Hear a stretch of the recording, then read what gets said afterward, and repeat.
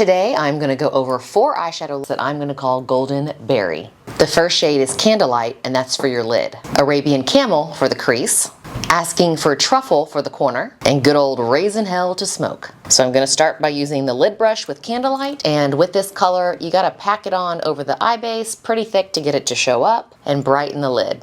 It does have a little bit of shimmer because, per the usual, anything with shimmer only goes on the eyelid. And to keep this a warmer golden berry, I chose Arabian Camel for the crease. I'm going to use this with the crease brush going above the eyeball and below the eyebrow bone. A little bit lighter and thinner on the inside and higher up on the outside. This will give me a little bit of a setback, create more of a shadow, which I call Spanx for the eye, making my hooded eyelids look a little tighter. Now I'm moving over to the corner brush with Asking for Truffle and applying that to the outer 1/3 of my eyelid to add a little bit of depth. Next up, I am going to do eyeliner. You could use either brown or black. They both look great with this look.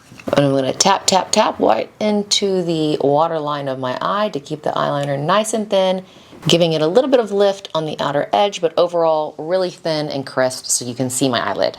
Once the eyeliner is done, you can use a smoke brush with Raisin Hell to diffuse the line to give it a softer look. I focus more on the outside with this look, again keeping my lid nice and bright, but giving my eyes more of a pop with that berry tone.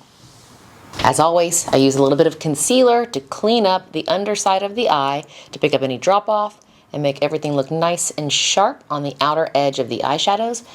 Then press it in with my finger to blend. You can see how important it is when you compare one eye to the next to clean up after you've applied your eyeshadow.